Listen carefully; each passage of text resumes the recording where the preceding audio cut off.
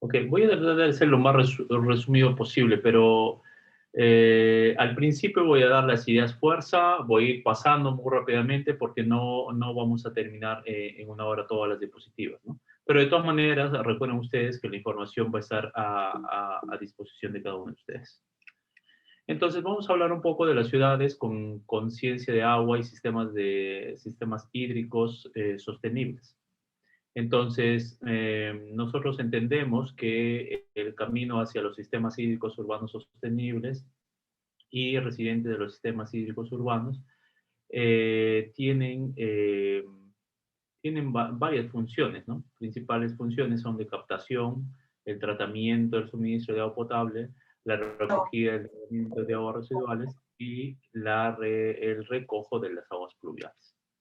Entonces, para ello ha existido siempre una evolución, ¿no? Entonces, esos sistemas siempre han tenido, desde hace mucho tiempo, sobre todo en los países de mucho más conciencia hídrica que la nuestra, se ha empezado a hablar del suministro de agua para el acceso a la seguridad, se ha empezado después, en los siguientes años, a hablar de la protección de la salud pública, luego de la protección de las personas respecto a las inundaciones, la protección del medio ambiente y el sistema social, los recursos naturales, los límites de los recursos naturales y finalmente hoy en día estamos hablando de la intergeneracionalidad equitativa, resiliente, adaptada al cambio climático. Todo esto sigue un, sigue está determinado en un determinado, perdón, está puesto en un determinado momento, en determinada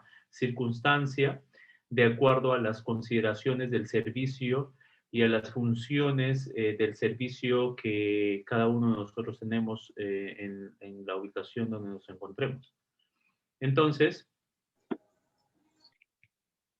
el camino hacia la sostenibilidad del agua, de sistemas de agua sostenible, viene dado por cuatro pilares interesantes que seguramente en algún momento ustedes ya lo han escuchado, pero aquí haremos una mención muy rápida porque no tenemos mucho tiempo.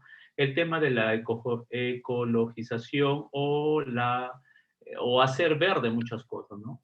Otros, en el buen romance, en la traducción, es como bien complejo hacer las traducciones en el sentido de que hay algunas cosas que es mejor llamarse por su propio nombre de las personas que trabajan el tema. El otro es la descentralización, la economía circular y la digitalización para que estos sistemas urbanos de agua sean sostenibles. ¿Cuáles son los beneficios? Sistemas descentralizados como nuevo paradigma para el futuro del sistema del agua, ¿no? Y para ello lo que vamos a hacer, vamos a encontrar aquí son las mejores deficiencias del uso del agua, el camino hacia la cuarta revolución del agua urbana prevista, los beneficios económicos, sociales, medioambientales y finalmente la promoción de la reutilización local del agua. Entonces todo esto lo que son parte del beneficio en los cuales se enmarca la descentralización. La ecologización o hacer verde muchos sistemas, lo que nos va a llevar es a mitigar el impacto de los desarrollos urbanos limitados por la naturaleza, imitando la naturaleza, conseguir beneficios más amplios que la cantidad y calidad de agua y mejorar la salud y calidad de vida, conservando la biodiversidad, la integridad ecológica, aumentando la resiliencia de la comunidad al cambio ambiental. Y esto es muy importante. Me parece que aquí tiene un valor muy importante el hacer verde muchas cosas. Ser resiliente quiere decir, pues, sacar lo bueno de lo, entre comillas, malo, ¿no? Entonces, si nosotros somos afectados por algo, debe haber algo bueno que traiga esto, ¿no? Y lógicamente esto nos lleva a pensar a la resiliencia de la comunidad ante el cambio ambiental. Además de impulsar el desarrollo económico local y atraer a las empresas. Entonces, Muchas veces dentro de la economía circular, nosotros hemos hablado un poco acerca de la economía circular, pero también así como existe una economía circular, existe un modelo lineal. Así como existe un modelo circular, existe un modelo lineal. Vamos a hablar un poco del modelo circular, ¿no? A diferencia de la lineal, este convertiría los bienes al final de su vida útil en recursos para otros, ¿no? En cambio, aquí la recuperación del recurso no se tiene en cuenta. Entonces, aquí hay un cambio, ¿no? Aquí hay un paradigma que debemos tomarlo en consideración. Eh, Nos damos cuenta, por ejemplo, aquí en la parte central, la conexión entre el agua, energía y los materiales, ¿no? Hay una conexión en la parte morada, circular, ¿no? Y también hay una conexión entre, entre el sistema de distribución del agua, entre el sistema de descarga de aguas negras, entre el sistema de drenaje urbano. Entonces hay una conexión, ¿no? Finalmente hay elementos que unen estos, ¿no? Hay elementos que los unen, ¿no? Estos puntos, este punto verde, esta caseta celeste y esta caseta negra, ¿no? Hay puntos que los unen. Y dentro de todos estos estamos involucrados todos, sobre todo los stakeholders, ¿no? También las comunidades, el sistema de regulación, el propio cambio climático, el incremento de la población, etcétera. Entonces, eh, esto es muy interesante porque cierra el círculo. En general, y me quiero pasar a algo que es vital también para ustedes, tenerlo en consideración, y yo como hidrólogo además, la gente dice, es que el agua se está terminando, está desapareciendo el agua, ¿no? Ya no hay agua, ¿no? Y no es así, ¿no? Lo que hay es una escasez de agua, pero debido a un elemento muy interesante que espero que se lleven de esta sesión, es que existe una mala distribución. En el Perú, ¿qué pasa? La tercera parte de la población está asentada aquí en Lima, en una zona donde es una zona donde estamos casi en un desierto, ¿no? Casi en un desierto, y está la tercera parte, donde no hay agua, ¿no? ¿Y dónde están las dos terceras partes? Justamente en otras regiones donde sí hay más recurso hídrico. Entonces el problema de la escasez es, el tema de fondo es si hay proporcionalidad o no. Entonces, generalmente en toda la franja de la costa, ¿no? Por lo general, desde Lima para el sur, son zonas áridas, ¿no? Donde hay poco recurso hídrico, pero es donde se asientan la mayor cantidad de poblaciones, ¿no? Desde el sur hasta el norte, ¿no? Y entonces aquí el problema no está tanto que el agua desaparece, ¿no? El agua está, solo que está mal distribuida. Entonces ya no hay una proporcionalidad lógica, no hay una proporcionalidad sincera, ¿no? Entonces, como una tercera parte que está sentada aquí tiene menos cantidad de agua, o sea, porque el crecimiento es importante también. Entonces, vayamos a ver ahora el tema del modelo lineal. Aquí la recuperación del recurso no se tiene en cuenta, ¿no? Entonces, aquí, por ejemplo, lo que vamos a ver es, en este gráfico de la parte inferior tenemos los años desde 1950 hasta el año 2010 y aquí tenemos la capacidad de la transferencia de agua, ¿no?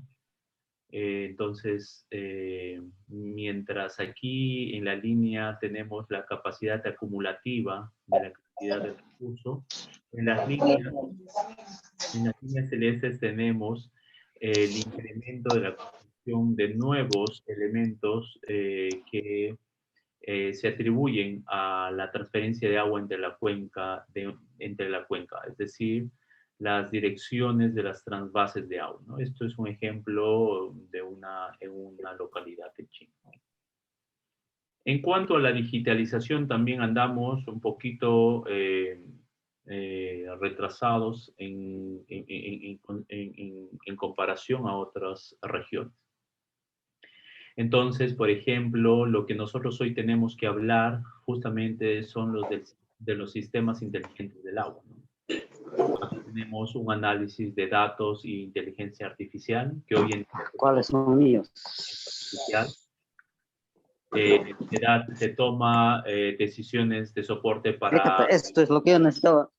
la Esto. administración de datos. Por favor, el micro está prendido, señor Isaías. La colección y la comunicación, el control y la sensibilización y los estados físicos de los sistemas de agua, ¿no? Entonces existe, por ejemplo, hoy en día los foros de redes de agua inteligentes, ¿no? Entonces, hoy en día mucho más con esta virtualización en donde nosotros podemos tener más acceso, tenemos más comunicación con grupos y familias, entre comillas, familias, que tratan estos temas, ¿no? Entonces, esto es muy de ahora. A todo esto, a este grupo de situaciones, cosas, elementos, ¿no? Le denominamos la arquitectura de los sistemas urbanos del agua. Entonces, existe toda una idea de la sostenibilidad del agua, ¿no? Entonces tenemos que, para estos temas, ahora sí voy a correr un poco más que antes, para estos temas voy a tener que hablar de la fiabilidad, de la resiliencia y de la sostenibilidad, ¿no? Que vendrían a ser un poco las bases de las medidas del rendimiento. Cuando hablamos de la fiabilidad es un término probabilístico, ¿no? Que tiene en cuenta las circunstancias inciertas del diseño. Cuando hablamos de la resiliencia, son las medidas del rendimiento de un sistema durante o después de un evento de fallo. Y Aló, cuando Andresito. sostenibilidad, por favor, alguien sigue con su micro abierto. Cuando hablamos de sostenibilidad, estamos hablando de esta que es la que está representada por tres pilares, ¿no? La del sistema social, la del económico y la del medioambiental. Si no existe, si una de ellas cae, entonces no es tan sostenible. Si las dos caen, peor. Si las tres caen, entonces no podemos hablar de la sostenibilidad. En el marco de la intervención existen 4 tipos de intervención. Y también existe un enfoque de análisis, ¿no? Entonces, aquí ya se va haciendo un poco más de que los gestores vayan tomando en consideración estos nuevos elementos para poder hacer que los términos de sostenibilidad, de resiliencia, de fiabilidad del sistema de agua en zonas urbanas o rurales, de acuerdo a nuestras circunstancias, se pueda trabajar de la mejor manera, ¿no? Entonces, hay algo interesante aquí y no me voy a repasar todo porque es bastante el tema. Es hablar de la seguridad, de la Ya está. ¿Cuándo? Ya, qué bien, Danita, si estás dispuesto a toda la nota. ¿Sí no? Ella ahí memorando ya. Para que...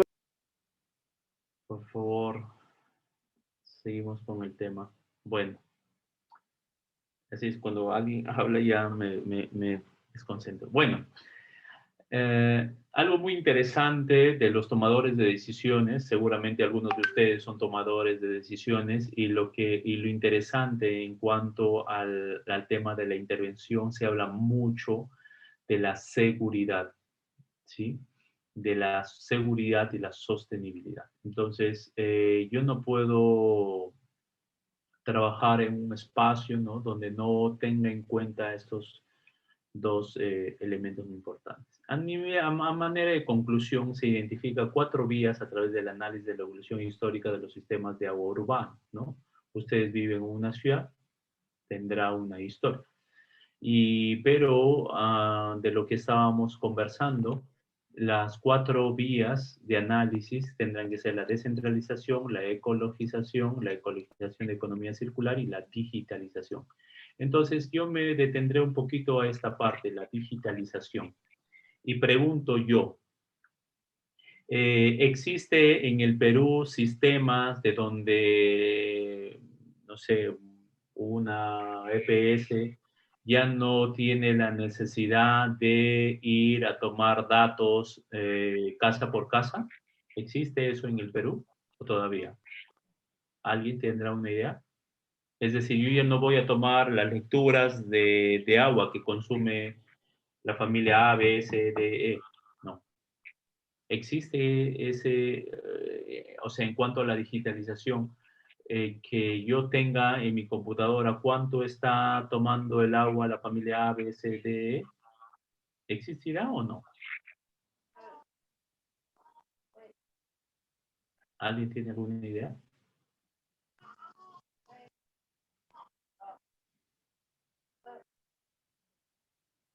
Por lo menos en el Perú todavía no, ¿no? La tendencia es esa. La tendencia es esa, ¿no? Que nosotros tengamos en algún momento un sistema con inteligencia artificial en donde yo ya no tenga que ir, yo sé cuánto usted está consumiendo. Es más, yo puedo tener en la nube cuánto usted ha consumido en las primeras 10 horas, en las siguientes 2 horas, en las siguientes 12 horas. Yo puedo saber. Entonces, pero tenemos que situarnos, ¿no? En algunas realidades diferentes, ¿no? En cuanto a la ecologización, también estamos camino a ello, ¿no? Entonces, por ejemplo, hoy en día en Lima se habla de esas praderas que van a ir junto a los ríos, ¿no? Junto a los ríos, al río Lurín, al Chillón, etcétera, ¿no? O sea, sistemas verdes, sistemas verdes. En fin, todo esto forma una hoja de ruta que proporciona una amplia guía sobre el desarrollo de las unidades hacia la gestión sostenible del agua. ¿Y cuáles son esas? La fiabilidad, la resiliencia y la sostenibilidad. Hay un error de digitalización. Entonces, cuando uno habla de ciudades con conciencia de agua, no es, y aquí tiene mucho que ver cuando les decía que los ríos, por ejemplo, son seres vivos, ¿no? Y la gente no cree eso, ¿no? Bueno, es un concepto finalmente. Y entonces también las ciudades son como elementos vivos, ¿no? Y también tienen, y de las cuales nosotros tenemos que pensar que estas tienen un tipo de vida. Pero nosotros hablamos ahora de las ciudades con conciencia del agua y sistemas hídricos sostenibles. ¿Cuáles son los problemas y cuáles son los desafíos? Hay problemas en Abancay, en Andahuaylas, así como en Ayacucho, así como en Cusco, ¿en dónde? En Arequipa, en Puno, en Juliaca, etc.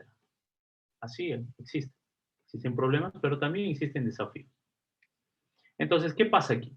Existe una continua construcción de expansión de sistemas urbanos de agua siguiendo la forma tradicional, es decir, va creciendo y yo lo tengo que dotar de agua, ¿no? No sé de dónde, pero va creciendo. En Lima seguimos creciendo y creciendo y no sabemos si esto va a ser sostenible al año 2030, 2040, 2050, no sabemos. Pero ya se están haciendo proyectos amplios, grandes, pensando en eso, ¿no? Pero, ¿qué pasa aquí? ¿No? Existe una construcción, una continua construcción y expansión del sistema urbano, pero ¿qué pasa? También existe una sobreexplotación del recurso hídrico que daña gravemente el sistema de fuentes de agua, el deterioro del entorno acuático, la degradación de la vitalidad urbana, etcétera, ¿no? Entonces, eso también tendría que estar controlado. Hoy en día les comento a base de información, seguramente ustedes me pueden también compartir alguna experiencia. En Lima, sobre todo en Lima Sur, tenemos cerca de 1000 pozos que se explotan, pero que la autoridad no sabe. O sea, existen, no se sabe cuánto saca, etc. Son pozos clandestinos, igual que en la Yarada, en Tacna, para los que conocen Tacna, ¿no? Algo parecido.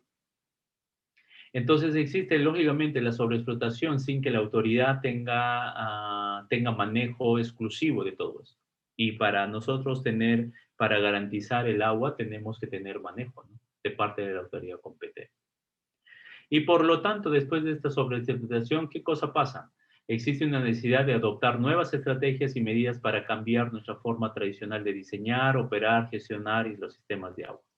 Entonces, tiene que existir algunas nuevas estrategias. Entonces, en base a lo que yo dije, y ya no quiero hablar mucho porque me va a faltar el tiempo en realidad, voy a pasar rapidito a poner algunas fotografías más adelante. Esta información también la voy a compartir. ¿Me podrían decir si tiene alguna experiencia respecto a esto, a la continua expansión urbana, de repente en su ciudad, o una sobreexplotación del recurso? Se degrada la vida urbana, se deteriora el entorno acuático, y después lo que se hace es pensar, ¿no? Entonces hay una necesidad de hacer nuevas cosas, de cambiar nuestras formas tradicionales para diseñar, para operar, para gestionar los sistemas de agua. ¿Alguien tiene algún comentario respecto a lo que acabo de decir? Profesor, buenas tardes. Sí, buenas tardes. Jessica Quispe de SUNAS. De hecho, desde SUNAS hemos hecho un trabajo en estos 3 años que ya llevamos en la región sobre conocer cómo es la prestación de los servicios de saneamiento en las ciudades, ¿no? Y en pequeñas ciudades. Y lo que hemos encontrado es una enorme atomización de prestadores. Es decir, tenemos una empresa de agua potable y alrededor de la empresa tenemos pequeños prestadores que son de tipo organización comunal, ¿no? Pero ya no corresponde porque ya es una ciudad. Entonces, incluso en el caso de Abancay, por ejemplo, tenemos como 17 prestadores que se conectan a la red del alcantarillado de Abancay, de MUSAP. Muy poquitos, casi nadie paga el servicio por el servicio del alcantarillado. Eso ha hecho que, por ejemplo, haya mayor carga de aguas residuales, ¿no? De hecho, y eso no me dejará mentir el personal de la empresa, la carga, digamos, el caudal que va a ingresar a la planta de tratamiento ya sobrepasó el diseño, porque el diseño se hizo como hace más de 10 años, pero ya sobrepasó porque la ciudad crece. De hecho, somos una de las ciudades que crece más a nivel de Perú, ¿no? Y lo mismo se ve, por ejemplo, en Andahuaylas, ¿no?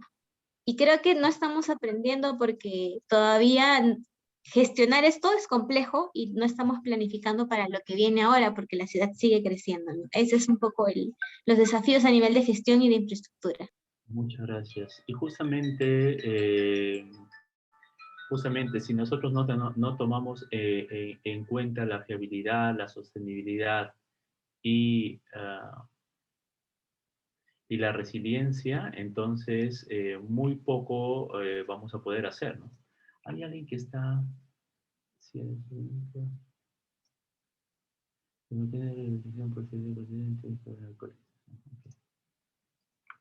Muchas gracias por su comentario. Entonces, la urbanización suele ser el resultado de la industrialización y el desarrollo económico, ¿no? Entonces, lógicamente, pero nosotros no podemos hacer, el recurso no puede estar ajeno a esto, ¿no? Justamente en estas figuras, en estos gráficos, tenemos a la población total y el porcentaje de población urbana en China, por ejemplo. El gráfico A pertenece a la India, el gráfico B pertenece a los Estados Unidos, y los dos son de Estados Unidos, ¿no? Entonces, lo que nosotros entendemos es que el sistema, mientras aquí en el eje de las ordenadas tenemos a la población, ¿sí? Acá tenemos a la población y acá tenemos el porcentaje urbano de la población y acá tenemos los años de crecimiento. Entonces, vemos cómo ese crecimiento es importante, ¿no? Entonces, ustedes, también mencionado por la señorita, no podemos ser ajenos a ello. Entonces, se hace complejo, pero parte de estos cursos y de estas charlas nos puede abrir un poco las expectativas, la idea y la mente para poder encontrar algún punto en donde podamos ser creativos y poder afianzar algunos proyectos que puedan servir para aliviar situaciones complejas de las que se ha referido. No voy a hablar de los recursos hídricos disponibles, solamente debo decir que en la ciudad donde ustedes están, las descargas van al océano, algunas deben ir, a ver, si mal no recuerdo, deberían ir al Atlántico, ¿no? Deberían ir al Atlántico. Pero lo que quiero decir es que existe agua dulce, por supuesto que existe agua dulce, solamente que en muchos casos las concentraciones algunos sistemas no están preparados para altas concentraciones y de crecimiento rápido. También se habla en estos tópicos del desequilibrio entre el suministro y el consumo de recursos, la biocapacidad y la huella ecológica como indicadores, ¿no? Aquí en esta gráfica tenemos, mire, aquí tenemos esto, ¿no? La línea azul que vendría a ser la población, ¿no? La línea verde vendría a ser la biocapacidad, ¿sí? Y aquí en la línea roja tendríamos la huella ecológica, ¿sí? En crecimiento, ¿no? Entonces, esta información muy interesante porque aquí, acá tenemos en el eje de las X los años, ¿no? Desde el año 61 hasta el año 2006. Acá tenemos los billones de hectáreas, ¿no? Billones de hectáreas en las cuales se desarrollan.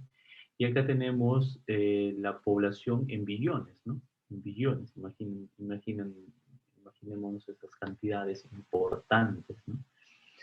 Mientras aquí tenemos la biocapacidad como déficit, acá tenemos una cosita bien pequeña que es la biocapacidad global como reserva. Entonces, tenemos más déficits que reservas.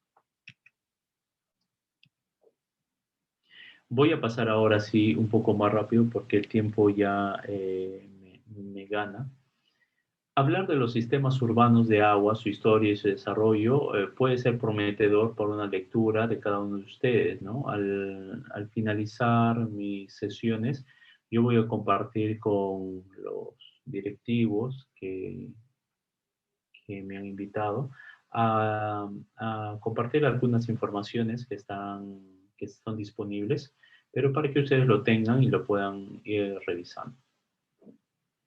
Entonces, el agua y los asentamientos urbanos, los asentamientos humanos, el sistema urbano de agua premodernos y los sistemas modernos de aguas urbanas, ¿no? Cada uno tiene una característica, ¿no? Entonces, nos vamos a ir por esta parte última. Dentro de los sistemas urbanos de aguas urbanas modernas, tenemos la necesidad de purificar el agua, lo que todos sabemos, la necesidad de tratar esas aguas y algo interesante. Un ratito, por favor. Aquí me molesta esto. Y la necesidad de gestión de cuencas urbanas y la conservación de los sistemas acuáticos. Antes no se hablaba de conservar los sistemas acuáticos. No se hablaba de las cuencas urbanas, ¿no? Hoy en día, un profesor nuestro, hace muchos años, ya fallecido él, nos hablaba de las comarcas hidráulicas. Tomen en cuenta eso, por favor. Tomen nota para para las personas que son investigadores. Aquí he visto muchos doctores. Les puedo introducir un elemento más interesante para sus lecturas. Se llaman las comarcas hidráulicas. ¿Qué son las comarcas hidráulicas? Justamente son todos estos sistemas interrelacionados dentro de una cuenca, ¿no? En dónde estará el río, dónde estará su comunidad, dónde estará la industria, dónde estará la mina, dónde estará el gobierno, dónde estarán los gobiernos, los entes no gubernamentales, dónde estarán las zonas forestadas, las zonas degradadas, etcétera, etcétera. Va a integrar todos estos elementos que estoy comunicando, ¿no? Entonces, es muy interesante, ¿no? Porque eso nos va a abrir un poco la visión de cómo ir tratando más adelante algunos problemas particulares. Por otro lado, existen acciones internacionales para la construcción de las ciudades de conciencia del agua, ¿no? Estos se llaman, por ejemplo, ciudades del futuro de la Asociación Internacional del Agua. Esto lo tendrían que ir buscando en inglés porque no creo que lo tengamos en español. Esos programas, ¿no? Son muy interesantes. Cada uno de estos, los principios y los niveles, hablan un poco de cómo se tratan estas acciones, ¿no? Cómo se deben afrontar estas acciones, qué lineamientos tienen que tener. En este caso, por ejemplo, cuando se habla de 4 niveles de actuación del servicio de agua regenerativos, del diseño urbano sensible del agua, de ciudades conectadas con la cuenca y de comunidades respetuosas con el agua. O sea, estas cosas, si bien es cierto, parecen ser literatura bonita, pero tienen que llevarse a una acción. Entonces, dentro de estos mismos sistemas urbanos de agua, dentro de su historia, existen lo que nosotros le denominamos soluciones sistemáticas, contramedidas contra la escasez del agua y el control de inundaciones, soluciones previstas, contramedidas para mejorar la habitabilidad y los recursos humanos que garantizan la capacidad. Todo esto, ¿no? Es trabajable, es reflexionable, además. Solo voy a hablar de uno de ellos. Por ejemplo, para este grupo heterogéneo, los recursos humanos y la garantía de capacidad. Tenemos que tener en cuenta la conciencia y la participación de los ciudadanos. Si nosotros no hacemos partícipes a los ciudadanos, entonces es un poco resultado vamos a tener un resultado muy pobre. Debemos hacer que la colaboración de los profesionales transdisciplinarios.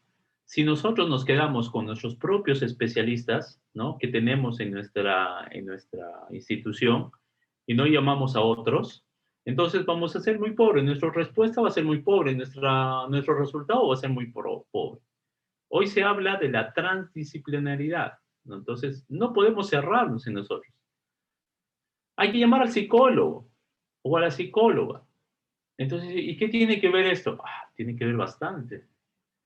Hay que llamar al profesor y a la profesora, pero ¿qué tiene que ver? Tiene que ver mucho. Hay que llamar al ingeniero, lógicamente. Hay que llamar al agrónomo, ¿no? A la persona que... Tenemos que llamar a todos. Entonces, si eso no se entiende, entonces vamos a seguir aquí en lo mismo, ¿no? Y para ello tenemos que elaborar políticas correctas para ciudades con conciencia de agua y formar líderes para una gobernanza eficaz y eficiente. Entonces, desde el punto de vista social, nosotros que somos ingenieros, también hemos aprendido poco a poco de eso, ¿no? Entonces, no es que todo para nosotros sea número, diseños y... Voy a pasar muy rápidamente esto.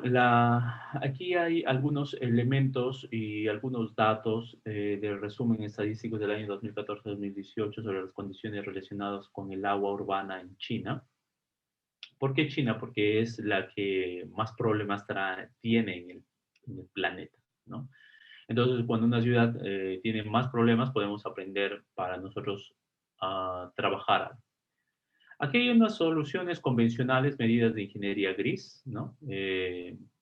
Ya algo habíamos hablado, los sistemas de aguas urbanos, cómo se dan hoy en día, la preurbanización, la posurbanización, cuáles son los elementos que debemos tener en cuenta, cuáles son los problemas del agua urbana generados, junto a la rápida urbanización y crecimiento de la economía social. Entonces, crece la economía, crece la población, hay más problemas de agua.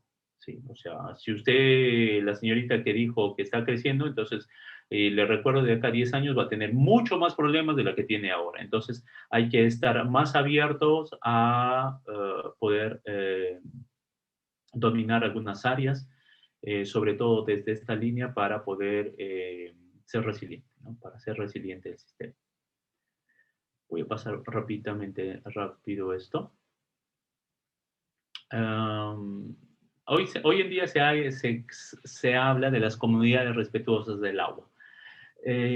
Claro, pues, pero para hablar de las comunidades respetuosas del agua, alguien me decía, pero primero tienes que hablar del individuo respetuoso del agua.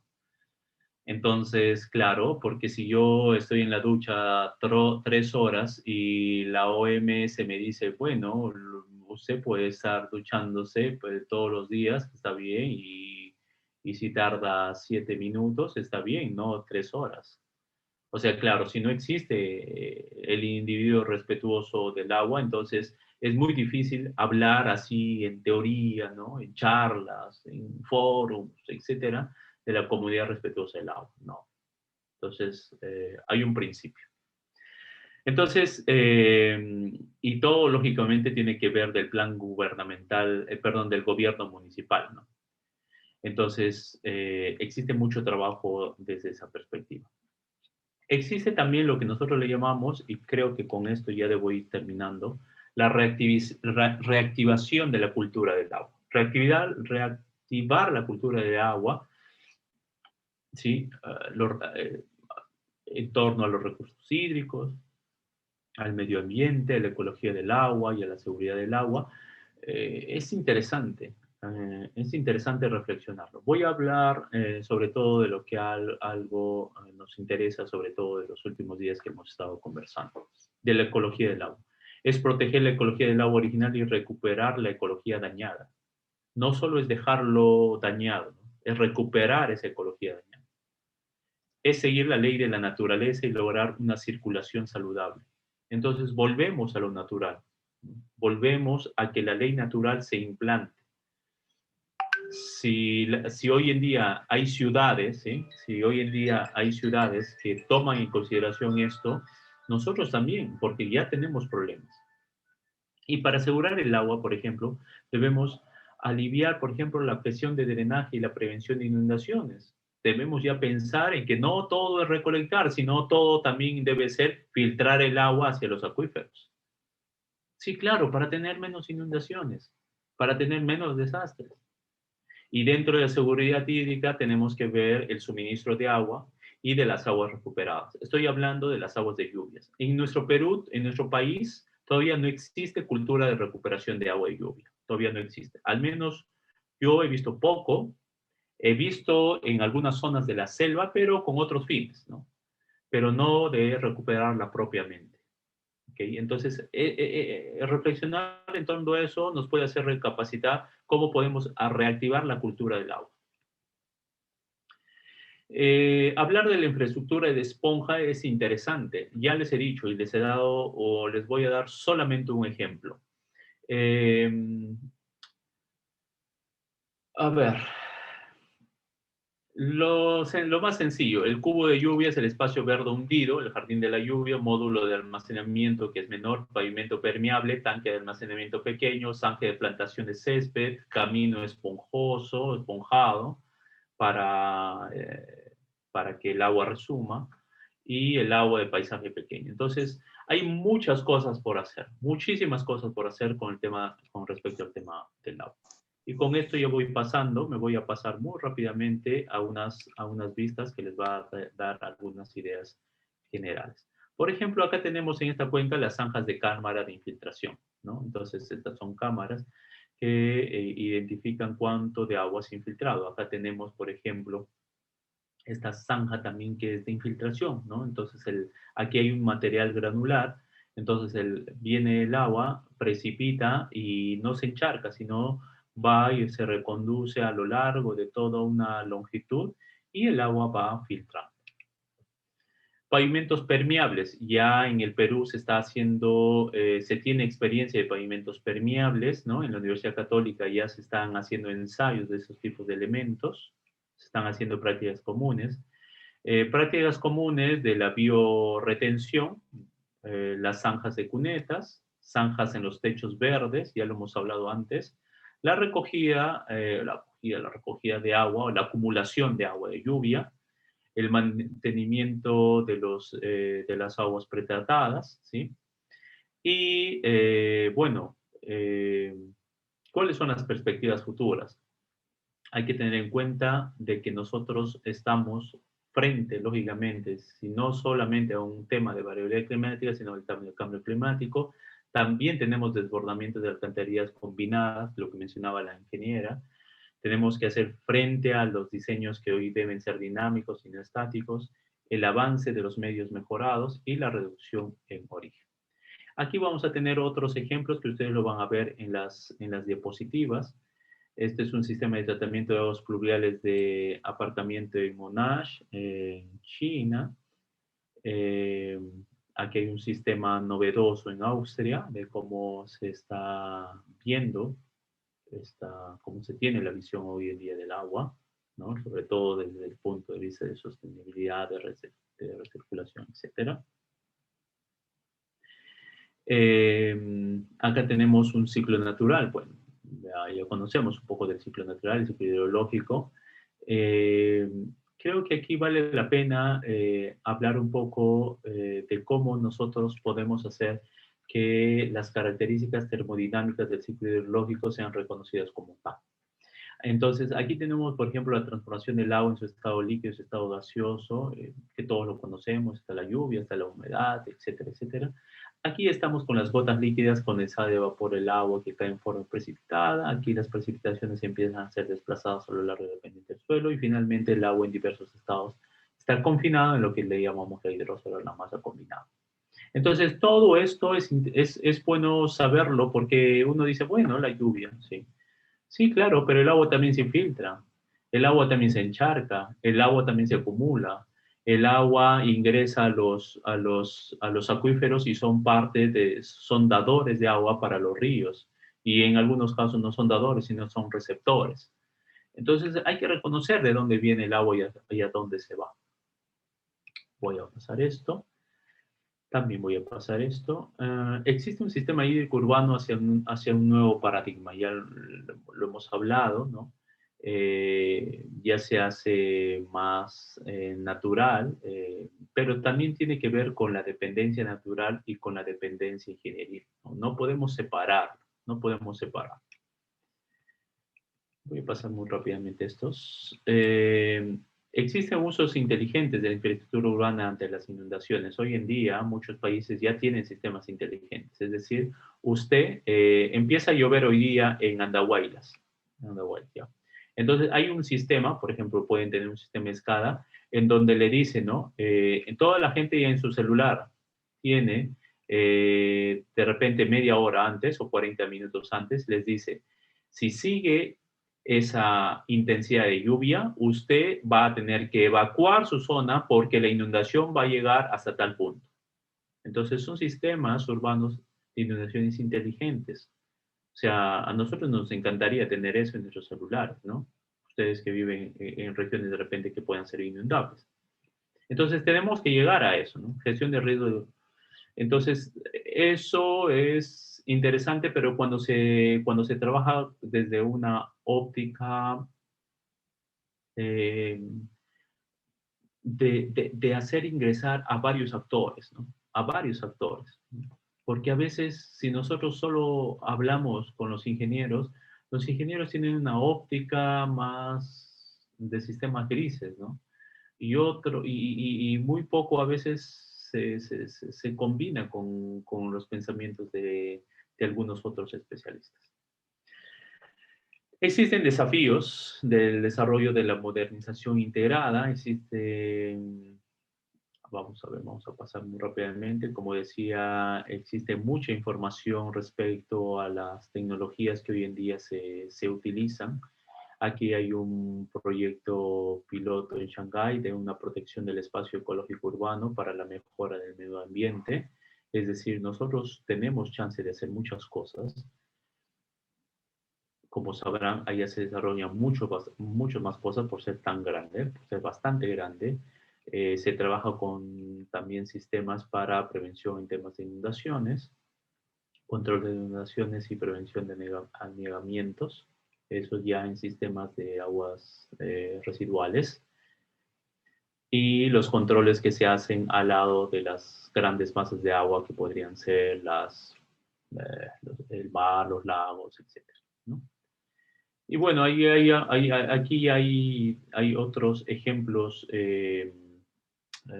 mucho más adaptados, pero a sus condiciones, que podrían a nosotros enseñarnos algunas cosas, pero en fin, estos temas ya lo hemos hablado un poquito, lo hemos hablado antes un poquito.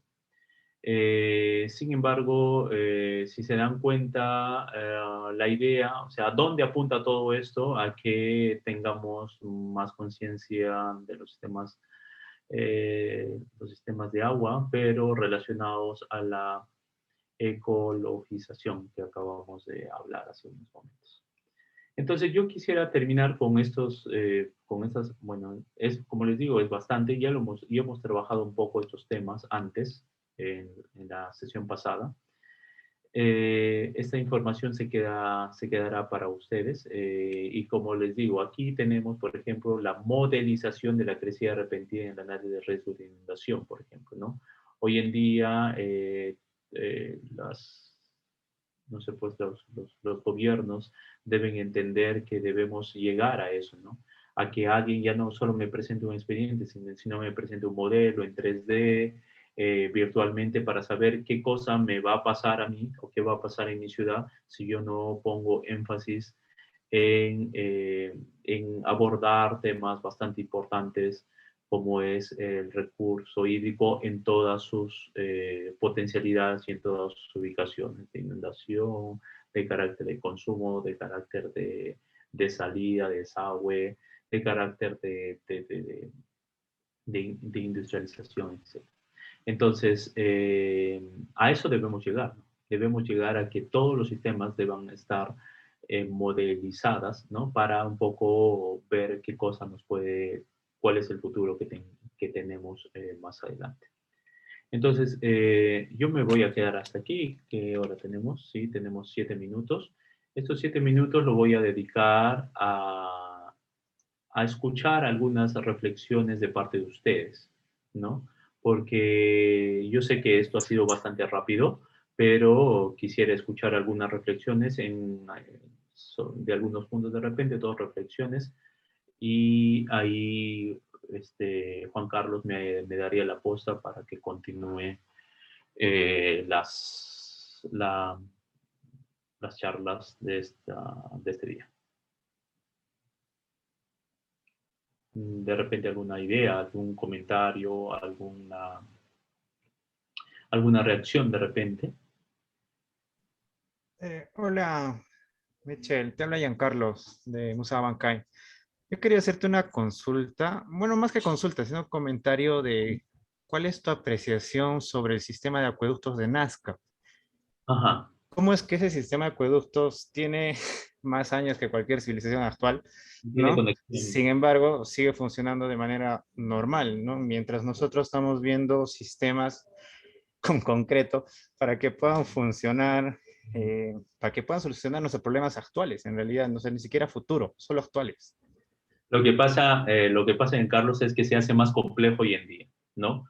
Porque tú sabes, de repente, no sé, comparto con ustedes, que probablemente la desaparición de los mochicas se haya debido al fenómeno del Niño, ¿no? A las grandes precipitaciones, ¿no? A las inundaciones de sus tierras, etcétera, ¿no? Entonces, eso también forma parte del cambio climático, ¿entiendes? Entonces, cada grupo humano que ha vivido en la historia ha tenido seguramente, ha tenido que pasar por una determinada característica climatológica, ¿no? Lo interesante en los acueductos de Nazca, que también los he visto y que lo trabaja muy bien un amigo mío, es que recuerda tú que Nazca está asentado en un valle bastante particular, ¿no? En donde no se tiene mucho recurso, ¿no? O sea, yo no puedo tener un Nazca en Amazonas, ¿no? O un Nazca en Pucallpa, ¿no? O sea, está adaptada a ciertas características. Primero, es adaptabilidad a ciertas características del medio. Segundo, que nuestros sistemas están cada vez más retados por el tema del cambio climático, y que nosotros, usted, no sé si, usted, no sé, me imagino que tiene 30 años, pero hace 50 años se hablaba en el Perú bastante de cambio climático, no, casi nadie. Se hablaba seguramente en otras latitudes del mundo, pero aquí todavía no, estamos recién, ¿no? Aprendiendo muchas cosas, ¿no? Hace 60 años, 70 años, ¿no? Entonces, eso es el otro punto. El primero, que todavía estamos todavía avanzando en eso, ¿no? O sea, recién nuestros diseños todavía no forman parte de lo natural. Y ahí tenemos un reto. Entonces, cuando usted me dice, oye, ¿por qué funciona bien así allá? Y nosotros estamos ahí padeciendo con nuestros sistemas convencionales de concreto. No, claro, es que no le estamos dando, no le estamos haciendo fusión con el tema, con el tema verde, con el tema de la ecologización. Y eso es el segundo punto. Y el tercer punto, lo que dicen nuestros maestros, ¿no? Hoy en día no se puede hablar de la hidrología, ¿no? La ecohidrología. No se debe hablar de hidráulica, se debe hablar de la ecohidráulica. No se debe hablar solamente de la meteorología, sino de la ecometeorología. No solo se debe hablar, ¿no? Entonces a todo le metemos ahora eco, ¿no? Cuando tú le metes eco, entonces dice, ah, ya esta tipa está pensando ya en lo natural, está pensando justamente a que estos sistemas, ¿no? Son más eficientes cuando se juntan con el sistema gris y dan más resultados. Solo así podemos entender que los nuevos sistemas respecto al diseño puedan dar mejores resultados. Pero si seguimos haciendo lo convencional, ya he pasado en una diapositiva. Si se sigue haciendo lo convencional, vamos a terminar todos frustrados. Todos. Ustedes, nosotros, la sociedad, frustrados. Porque no hemos dado, no damos resultados. Entonces, ¿quién padece eso? Las otras generaciones. Sus hijos, los nietos, etcétera, padecerán mucho. Entonces, es por eso que estos tópicos que estamos conversando y que seguramente ya lo hemos conversado anteriormente, darán resultados si nosotros hacemos, o sea, pensamos más en la resiliencia, pensamos más en hacer más adaptativos las soluciones prácticas, pensamos en otros profesionales que pueden apoyar el desarrollo o la mejor reflexión para una solución más interesante. Enrique Guamán, está levantando la mano. Ahí terminamos, ¿ok? Gracias. Gracias por el espacio. Sí, yo quería hacer la siguiente reflexión. Como le había comentado en un momento, mucho depende de la planificación. Usted comentó que la mayor densidad poblacional se encuentra en Lima, y es cierto. Y hay escasez de agua, también es cierto. Hay desarrollo, hay mayor necesidad de mano de obra, hay mayor industria, todo está concentrado ahí.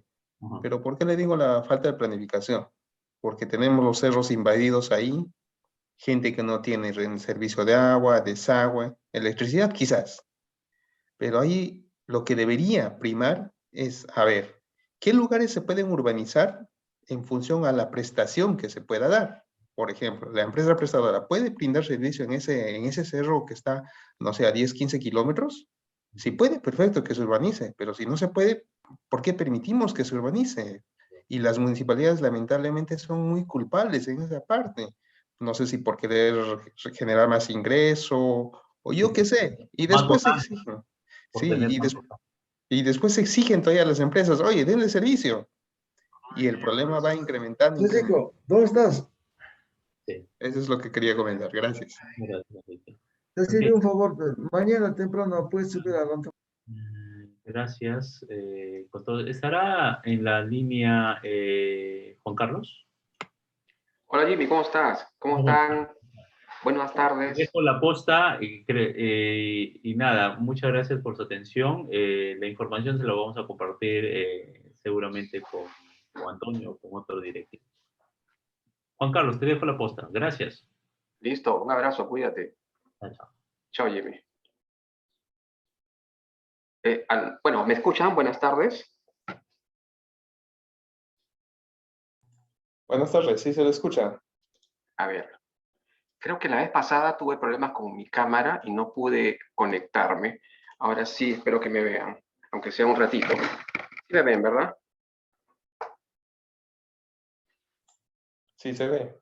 Perfecto. Bueno, antes que nada, vamos a continuar con la parte que nos corresponde. Estaba escuchando muy atentamente lo que Jimmy estaba hablando, el ingeniero que me precede. Y hay muchos temas que están muy relacionados en este curso con el tema que han estado conversando, con el tema de resiliencia, y hoy día vamos a trabajar el tema de agua y desarrollo. ¿Okay? Bueno, voy a desconectarme en la cámara para compartir la presentación por temas de cobertura de la red. Estoy sintiendo que está un poco lenta. ¿Sí?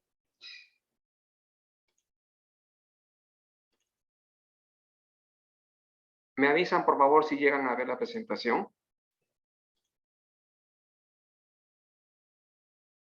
¿Sí? Sí se ve, profesor. Muy bien, perfecto. Bueno, agua y desarrollo. Mucho se habla del tema hídrico, del tema de agua y también del desarrollo, pero ¿cuál es la principal relación que existe entre el agua y el desarrollo? ¿En qué medida están conectados o de repente no? ¿O qué tanto? Un poco para ver este tema, tendríamos que más o menos, digo más o menos porque los datos con esto de la COVID durante los 2 últimos años han desfasado mucho el tema de la información, pero vamos a ver cómo estamos en el mundo en relación con el agua. ¿Ok? De datos que tienen de manera global los organismos que están vinculados al manejo de información en el mundo del agua, aproximadamente tenemos cerca de unos 2.200 millones de personas en todo el mundo que no tienen acceso a servicios de agua potable gestionados de manera segura, ¿no?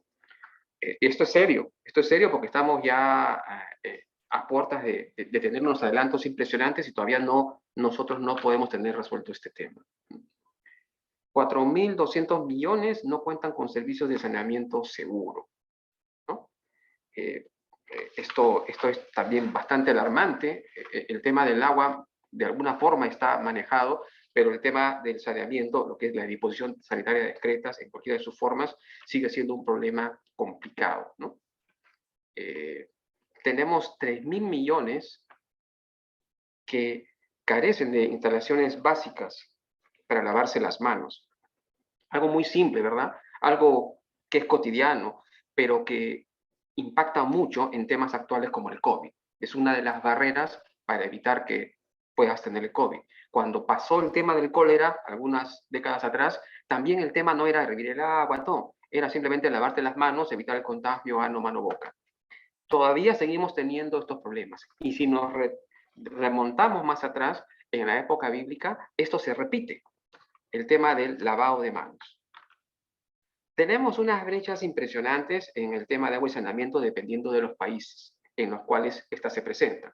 Y estas brechas están vinculadas a las fuentes de abastecimiento de agua y el saneamiento. También al crecimiento demográfico, un poco lo que estábamos escuchando del colega anterior, que decía que sí, efectivamente, el problema es el crecimiento demográfico, que no solamente es horizontal, sino vertical y muchas veces combinado de manera desordenada. La gente se asienta en cauces de ríos, se asienta en cerros, en zonas que son totalmente vulnerables frente a un evento medianamente sísmico, ¿no? Y eso genera, pues, muchos problemas, costos sobre costos a los que tienen que dar los servicios básicos y una serie de complicaciones a nivel de las ciudades que lo vamos a ver más adelante. Este crecimiento planificado, demográfico poco planificado, en realidad sin planificación, se da en casi todas las ciudades de Latinoamérica, el Caribe y en general en todas las ciudades del mundo. Hay una zona donde está perfectamente planificado, todo sectorizado, pero la mayoría de gente comienza a buscar nuevas oportunidades, nuevos espacios, nuevas mejoras de servicios básicos y el centralismo ayuda mucho a tratar de tener este tipo de problemática muy, muy común en todos estos países. Y es importante trabajar este tema, ¿no? No solamente con leyes que el gobierno local diga, no se prohíbe establecerse acá, sino o sea, tenemos que ir más allá, con soluciones más creativas, y no solamente con normativas, sino, o sea, si la gente está inmigrando por alguna razón, hay que ver la causa de por qué se está moviendo, ¿no? Necesitan más oportunidades, mejores servicios básicos, servicios de salud, temas de educación, acceso a trabajos, a mejores condiciones de vida. Entonces, todas esas son cosas que tienen que estar de la mano, no solamente con que pueda establecerse una población en determinadas zonas por características de suelos o por características, digamos, de urbanismo o vivienda, ¿no? Y esto es complicado de manejar en muchos de los países, ¿no? El otro tema es el uso incentivo del agua, ¿no? O sea, es increíble cómo nosotros no valoramos el tema del agua, ¿no? O sea, preferimos, obviamente, pagar por el celular, por el internet, pero el agua digamos que lo podemos manejar. Es más, como el agua lo tenemos al costado, no creemos que cueste, y lo peor del caso es que no creemos que se vaya a acabar. Algo que ya está pasando en varios países. De hecho, nosotros estamos en una zona considerada de estrés hídrico, ¿no? que en algunas zonas, más que otras, se siente este problema, ¿no? En las primeras clases vimos que la distribución demográfica con la disposición de recursos hídricos era totalmente diferente, inversa. Y ese es un reto que no solamente lo tiene Lima, lo tienen varias ciudades que están creciendo a un ritmo muy acelerado, ¿no? Y nos está contemplando esos temas, ¿no? El cambio climático aparece como una consecuencia de todo lo que no hemos sido capaces de poder ordenar, el exceso de consumo, el exceso de uso de combustible fósil. En fin, son muchos temas que anteriormente los escuchábamos, que los veíamos muy lejano, pero que ya nos está golpeando. Ya esto ya es típico, ¿no? O sea, en las épocas que debería de llover, pues no llueve. En épocas que no debería llover, llueve en forma descomunal muchas veces. A veces hay sequías. Todos estos problemas tienen que ver con que no hemos sido generosos ni justos con el uso del recurso hídrico, del agua y en general de todos los recursos naturales, ¿no? Este es un tema mucho más complicado, ¿no? La contaminación. Estamos muy acostumbrados a la cultura desechable, ¿no? A botar cosas o a tener cosas que de repente no necesariamente necesitamos, o por ejemplo ya todo bien empaquetado. Se ha hecho un gran esfuerzo para no tener las bolsas. O sea, en algunos sitios, si tú quieres tener una bolsa, pues tienes que pagar por la bolsa, pero igual seguimos contaminando con combustible fósil, seguimos con el consumo de autos que no son eléctricos. Hace muchos años atrás, yo recuerdo que estaba en la universidad, salieron los primeros autos eléctricos, ¿no? Pero estos autos eléctricos no se vendían, se alquilaban, ¿no? Y bueno, y una vez que ya ha acabado tu contrato, te tenías que devolverlo, pero no podías tener la propiedad del auto eléctrico por una serie de regulaciones en algunos países. Hoy en día ya tenemos autos híbridos, autos que manejan menos uso de combustible fósil, pero igual utilizan. Y ahora ya estamos viendo que existe la posibilidad de tener autos eléctricos, ¿no? En algunos países más que en otros. En Brasil, por ejemplo, en la represa de Itaipú, esa gran represa, todo se mueve con autos eléctricos, ¿no? Pero todavía no se ha masificado su venta, ¿no? Todavía están trabajando en esos temas, ¿no? Pero no solamente el uso del combustible fósil es el que contamina, ¿no? Hay una serie de procesos en el día a día que contaminamos, ¿no?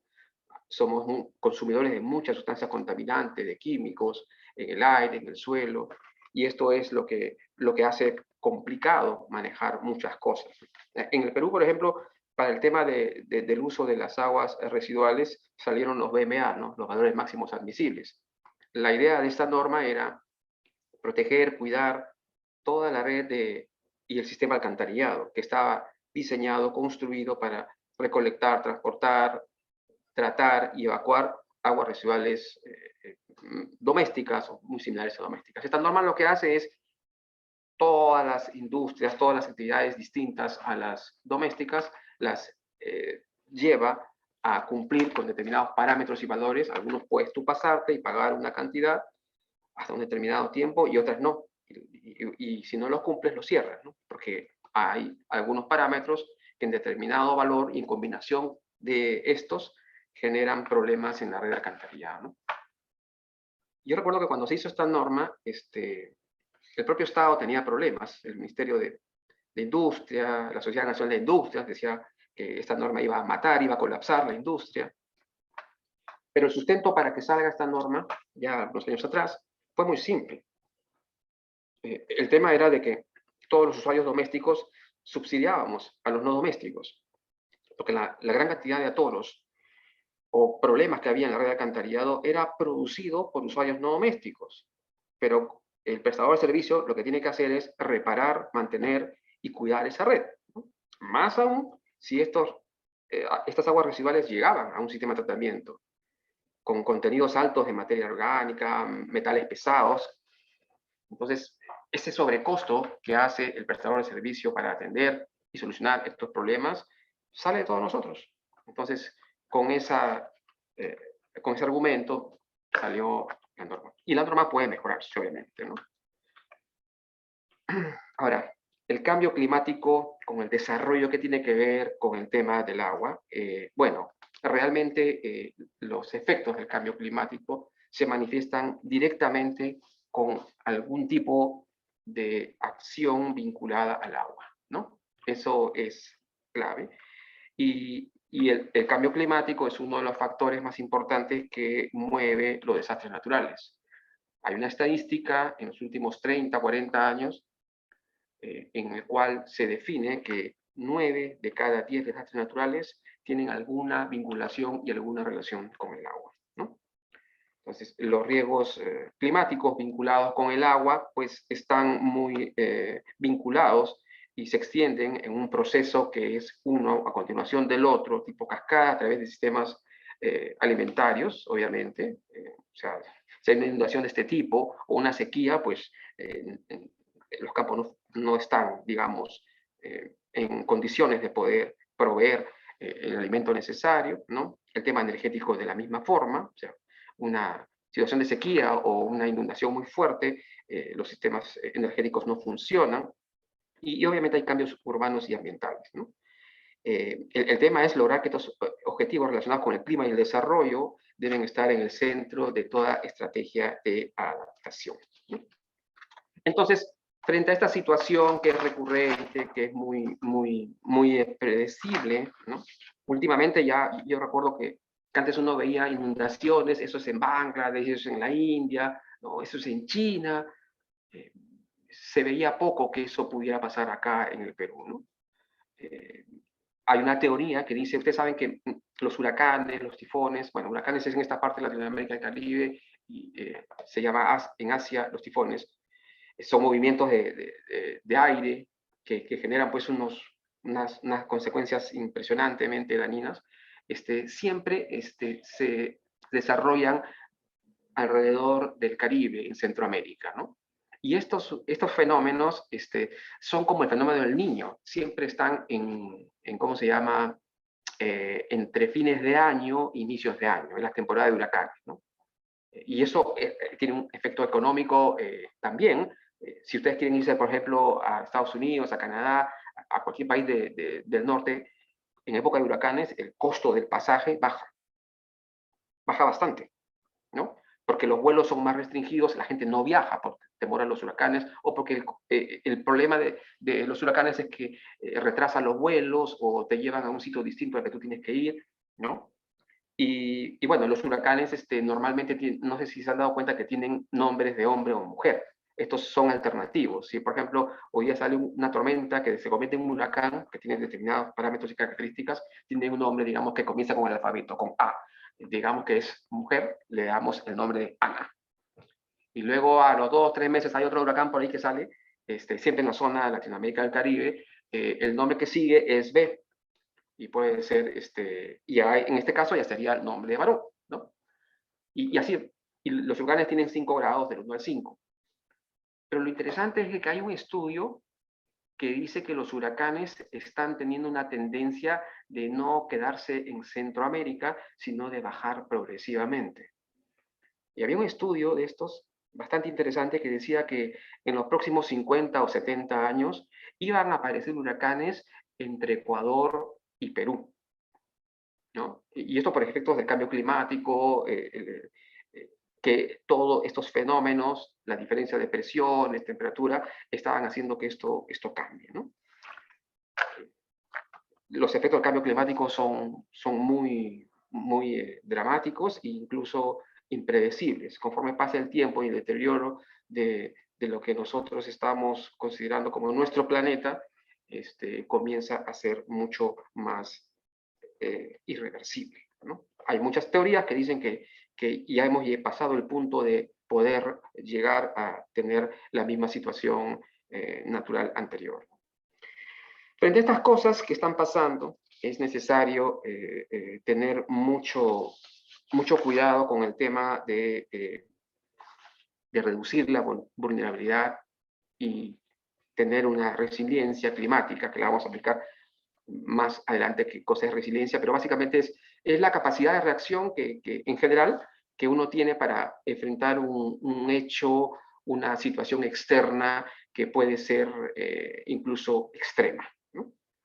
Por ejemplo, Dios no quiera, alguien tiene un accidente y bueno, y se recupera muy rápidamente, ¿no? O sea, pone de su parte, normalmente un proceso que toma 3, 4 meses, uno lo puede superar en semanas, ¿no? A punto de esfuerzo, de convicción. Ese es un poco el tema de la resiliencia, ¿no? Y en este caso, básicamente, para reducir la vulnerabilidad en situaciones de este tipo y también crear una resiliencia climática, acciones para evitar de que factores de cambio climático comiencen a ser más complicados, se han definido algunas acciones muy generales, pero importantes, ¿no? En relación a esto está, obviamente, ampliar la gestión integrada de los recursos hídricos, más allá de los enfoques tradicionales, ¿no? Los esfuerzos por y para reducir las emisiones de gases del efecto invernadero también dependen del acceso a fuentes de agua confiables, ya que todas las acciones de mitigación definitivamente requieren agua para dar resultados, ¿no? Los otros temas tienen que ver con el tema de inversiones, ¿no? Tenemos que tener la promoción de inversiones y soluciones que incorporen la gestión de la infraestructura natural, tema que me imagino que Jimmy les está un poco tratando, los servicios ecosistémicos, que lo vamos a hablar más adelante también, que ya es una tendencia global. O sea, el mundo se está dando cuenta que ya no es un problema de los del norte, de los del sur, no, ya está impactando a todos, entonces todos los países se juntan y comienzan a pensar, oye, está pasando esto, ¿y ahora qué hacemos? Entonces se reúnen y comienzan a dar instructivas y metas de corto plazo para cumplir temas a fin de no tener, digamos, una carga tan pesada para las nuevas generaciones, ¿no? Entonces ahí tenemos la cumbre del milenio, que ya pasó. Para el temas de cambio climático hay otra reunión específica y surgen nuevas tendencias, nuevas teorías para tratar de mejorar la condición en la que estamos viviendo, ¿no? La OCDE, por ejemplo, que es una organización que establece parámetros en los países para ser parte de esta organización, establece ciertos criterios, ciertos requisitos, hacen estudios a nivel de país.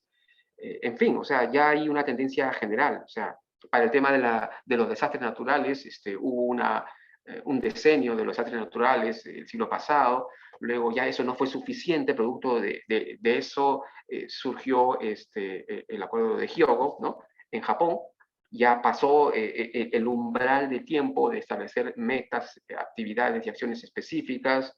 Ahora estamos en el marco del Sendai, ¿no? Y han establecido, obviamente, en base a lo que sucedió en el anterior acuerdo, que es Hyogo, algunas metas, algunos temas específicos, sientan a todos los países, hay foros económicos mundiales donde los países se comprometen a cuidar los recursos hídricos, ¿no? Ya no a comprar bonos de carbono de otros países para que ellos puedan seguir utilizando, digamos, sus sistemas de aire acondicionado, que puedan tener efectos negativos al invernadero. Ya no, ya las cosas están, ya por más que compren, ya eso es irreversible. Entonces, hay un movimiento global para tratar de mejorar todo ese tipo de temas, ¿no? Antes habían expertos que manejaban los temas de emergencias, que venían de otros lados y no eran los top. No, ahora ya no. O sea, ya se está pensando en formar equipos de país, en formar equipos regionales para atender estas situaciones que antes las veíamos muy lejanas, muy especializadas, pues ahora ya son muy comunes. Deslizamientos, estamos en una zona eminentemente sísmica, se habla que va a haber un gran terremoto en Lima, ¿no? Después de 200 años, que hay un silencio sísmico. A diario hay muchos movimientos sísmicos en todo el país, ¿no? O sea, ha habido en Cayoma, en San Martín, etcétera. Y eso contribuye, si no tenemos una ciudad bien estructurada, bien planeada, y encima que no es resiliente, no toma medidas como planificación ordenada, etcétera, un manejo de recursos inadecuado, esto es una bomba de tiempo, ¿no? Es una bomba simplemente de tiempo, ¿no? Y es necesario tener bien claro qué es lo que tenemos que hacer y el trabajo que nos compete. Y casi todos los temas están relacionados con el agua, ¿no? En el caso de una emergencia, lo primerito que uno interviene es el agua. En cualquiera de las líneas de intervención, el agua es lo primero que interviene. Claro, después interviene salud, albergues, alimentación, educación, sí, pero nada de eso funciona si no hay agua.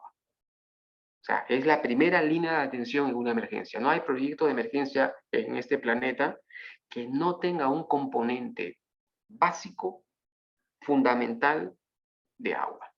Porque si no hay agua, no hay vida. Y sobre todo, o sea, el agua incluso tiene estándares muy altos dependiendo de las personas a las cuales tú vas a atender, ¿no? O sea, eso también es otro tema, ¿no? Pero vamos a hablar de esto más adelante, ¿no? Entonces, estos son los temas que hay que tenerlos en cuenta para las situaciones en las cuales nos está tocando ya vivir, que ya no son tan lejanas, que están inmediatamente a la vuelta de la esquina, no es algo, digamos, fuera de contexto, ¿no? Ahora, ¿el crecimiento económico depende del agua? Hay tantas teorías sobre esto y tantos, digamos, forums sobre esto, que realmente esto ya es algo estándar, ¿no? El agua es un factor vital para la producción, definitivamente. O sea, porque la reducción de las existencias puede reflejarse en una desaceleración del crecimiento económico de una zona, de un país, inclusive hasta para temas mobiliarios, ¿no? O sea, en varias ciudades, las zonas que no tenían acceso de agua eran terrenos que estaban, por el hecho de no tener agua o no tener un acceso a una carretera, una ruta, eran terrenos cuyo valor estaba realmente bastante económico, ¿no? Pero uno le pone servicios de agua, es una habitación urbana medianamente de acceso y agua, el valor de ese terreno, dependiendo de la cercanía de una zona de crecimiento demográfico, es una súper inversión, ¿no? Entonces, está vinculado también a que las tasas de crecimiento de algunas regiones podrían tener una reducción significativa, muy grande, ¿no? En función del agua, de hasta el 6% del Producto Bruto Interno. Esto como proyección al 2050, ¿no? Como consecuencia lógica de las pérdidas vinculadas con el agua en agricultura, en otras áreas como salud, en los temas inmobiliarios, ¿no? Por eso es importante asegurar un suministro suficiente y constante en un contexto de una escasez creciente. Y para esto tenemos que desarrollar ciertas acciones, ¿no? O sea, aparte de optimizar el uso del agua, no malgastarlo, tener un suministro justo, evitar las pérdidas, las fugas, hacer que las economías sean, de alguna forma le llaman economías permeables, que permitan manejar estructuras de costos, con costos de reposición, etcétera. También necesitamos inversiones inteligentes en agua limpia y saneamiento, que ayuden a prevenir muertes innecesarias y transformar vidas, ¿no? O sea, la cantidad de niños saludables que se convierten en el futuro en adultos más sanos que pueden hacer una mayor contribución a la economía, la cantidad de niños en Latinoamérica y el Caribe que dejan de tener educación porque los someten a tratar de ser una fuerza productiva es muy grande, y los pocos que están yendo al colegio, de la situación crítica en la que estamos describiendo, pues tienen problemas de ausentismo escolar vinculados a problemas de enfermedades de origen hídrico, ¿no? Muchos organismos internacionales apuntan a que el mayor capital es el capital humano y apuntan a establecer servicios básicos, ¿no? Para evitar que estos nuestros futuros ciudadanos, no puedan tener impedimentos para tener una condición de transformar esto que le estamos dejando, ¿no? el saneamiento tiene que haber compromisos globales, definitivamente. Los compromisos globales que estamos hablando, que son los marcos donde todos los países se juntan, se sientan, discuten varias semanas, varios días, llevan propuestas, experiencias, lecciones aprendidas y tratan de establecer metas, o sea, de las gestiones anteriores, qué prometimos, qué hicimos, qué no hicimos, y eso se ve a nivel global, y estas grandes reuniones globales que tienen acuerdos van a niveles regionales y a niveles nacionales. Por ejemplo, en la Cumbre del Agua hay una semana en Suiza donde todo el mundo se reúne y habla de temas de gestión, recursos, manejo, economía circular, bueno, habla de una serie de temas. Y el Perú también va gente del ministerio, va gente de la SUNAS, va gente de la ANA, o sea, los organismos de cooperación están muy interesados en que vayan, conozcan las nuevas tendencias para que regresen y traten de adaptar algunas y lleven algunas experiencias de este tipo, ¿no? Entonces, los compromisos globales incluso son regionales. Por ejemplo, la Conferencia Latinoamericana de Agua y Saneamiento, la famosa Latinosan, que una de estas ya pasó en el Perú, que estaba en Colombia, en Perú, en Panamá, en Brasil, tiene compromisos a nivel Latinoamérica para cumplir con el famoso cierre de brechas, que en el 2021 teníamos que cerrar, y el mismo país, nuestro país dijo, el 2021 tenemos el acceso universal de agua y saneamiento, ¿no? Y el 2030 en el ámbito rural. Son compromisos que están enmarcados no porque el Perú lo propuso, ¿no? Ya son acuerdos globales, ¿no? Para alcanzar la equidad y el manejo inteligente y adecuado del recurso hídrico, ¿no? Por eso es que los compromisos globales son importantes. Los avances tecnológicos también. O sea, ya no es suficiente tener opciones tecnológicas convencionales para el tratamiento del agua o el agua residual. Ya en otros lados están viendo tecnologías alternativas. En el caso de la selva, zona donde llueve mucho, para regadío, uso agrícola, los temas de cosecha de agua, de lluvia, ¿no? En México, en Brasil, hay sistemas que funcionan así. En otras partes ya no están haciendo proyectos unipropósito, ¿no? Uno de saneamiento por un lado, otro de energía eléctrica por otro de agricultura por otro, no. Están tratando, en nuestro país también, hacer proyectos multipropósito. Es decir, tú utilizas una misma infraestructura, el recurso hídrico, una presa, por decirlo de alguna forma, ubica la presa, pero esa presa te sirve para trabajar 3 proyectos al mismo tiempo, ¿no? O sea, con el mismo propósito del recurso hídrico optimizado, riegas, generas energía eléctrica y también das cobertura de agua y saneamiento, ¿no? Esas tendencias ya se están dando, algunos países están más adelantados que otros, el uso de energía alternativa, la energía eólica, etcétera. Entonces, es importante tener esto, ¿no? Y el saneamiento es crucial para la salud, para el crecimiento económico y el medio ambiente, ¿no? Las inversiones en saneamiento, ¿por qué es importante? Porque ayudan a prevenir muertes innecesarias, ¿no?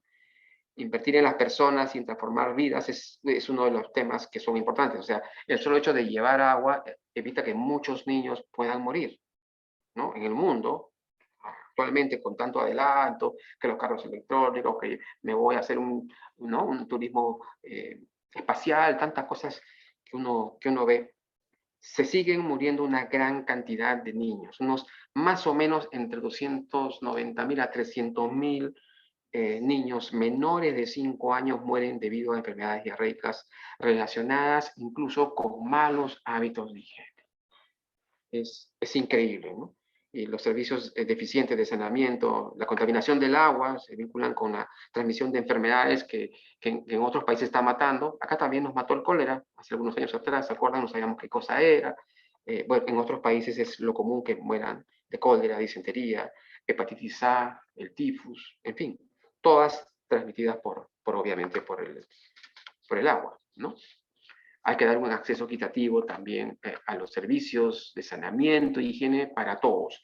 Ahora hay muchas tendencias, el Perú es una parte de ellas, de no dejar a nadie atrás, ¿no? Es decir, hay una organización que se llama, la traducción en inglés es agua y saneamiento para todos, ¿no? Se reúnen con autoridades públicas, privadas, hacen reuniones, evalúan cómo estamos trabajando, organismos internacionales como la OPS están levantando un cuestionario de cómo está el agua y saneamiento en el país, en temas de gobernanza, en temas de recursos humanos, en temas vinculados al financiamiento y al monitoreo y el seguimiento del cumplimiento de las metas. Las metas de las ODS se hacen justamente para llegar a que todos los países tengan niveles equitativos en distribución de servicios básicos, agua, etc. ¿no?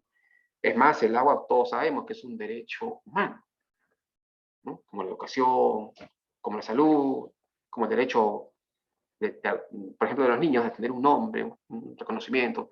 Todos son derechos ganados bajo una serie de luchas y procesos que son importantes. O sea, imaginémonos hace 10, 15, 20 años atrás, era imposible para cualquiera de nosotros, o hace 30 años atrás, de pronto, o a los abuelos, que el agua se vendiera, ¿no? Que tú fueras a la tienda a comprarte agua. No, está loco. Yo tengo mi casa, ¿qué voy a comprar? Pero la gente en muchas ciudades, cuando se presentan estas situaciones, muere por un bidón de agua. La gente de cualquier clase social se pelea y lucha por tener un bidón de agua, ¿no? Yo tuve la oportunidad de seguir un curso en Panamá, que nos invitaron para formar en temas de emergencia y desastres, y el curso era para coordinadores sectoriales de agua y saneamiento. Fuimos de varios países, a mí tuvimos la oportunidad de ir, y la primera charla fue que estuvimos en una carpeta normal, te presentabas, yo soy de tal país, soy fulano de tal, qué chévere, perfecto. Y lo que me llamó la atención era que en cada carpeta había un bidón de 5 litros, ¿no?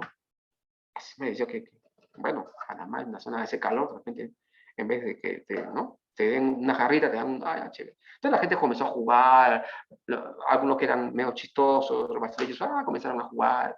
Y resulta que el curso, uno de los temas era, hay una norma que dice que en situaciones de emergencia tú tienes que sobrevivir básicamente con 5 litros por habitante por día, ¿no? Y ese bidón tenía 5 litros por habitante por día. Entonces tú tenías que ver para todo en el día, aguantar con esos 5 litros, ¿no? Claro, había mucha gente que sufrió, otros que se peleaban por los bidones, porque los que no tenían miraban a los que tenían y era un tema, ¿no? Y fue bien interesante ese curso, pero 5 litros por habitante por día, para mucha gente puede ser mucho.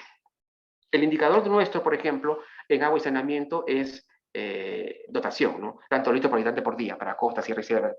En otros países en Latinoamérica, y estoy hablando específicamente de Haití, el indicador no es ese. El indicador es el tiempo que tú tomas para llegar a una fuente de abastecimiento de agua. Es un indicador de un país crítico.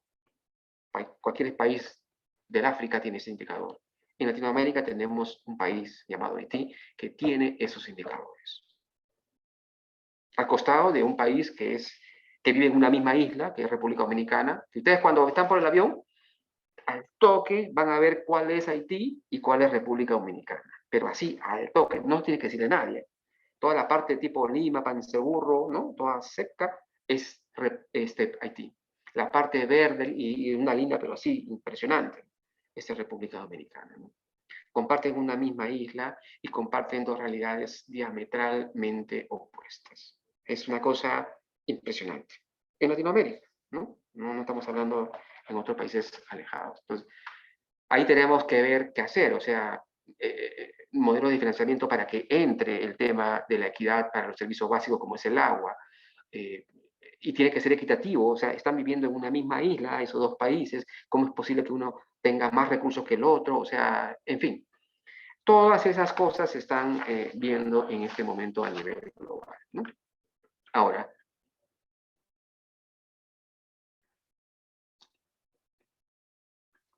estos factores que hemos hablado del tema del cambio climático, los esfuerzos que se están haciendo, están muy relacionados con el crecimiento de las ciudades, ¿no? Y sobre todo con el tema de qué tan, digamos, rápido, lento está creciendo una ciudad, cómo se erradica la pobreza también, los accesos de los recursos básicos, el agua es uno de ellos, tiene mucho que ver con el tema de la reducción de la pobreza, y con los temas de desarrollo sostenible, ¿no? Un buen manejo de recursos hídricos, no solamente para el tema de consumo de agua, higiene, lavado, sino también para temas energéticos, temas de riego, son muy, muy importantes. Y en el mundo, ya se han dado cuenta que, claro, que no pueden manejarlo de manera, digamos, atomizada, sino tiene que ser de manera concentrada. Entonces, ya están echándole el ojo a las ciudades.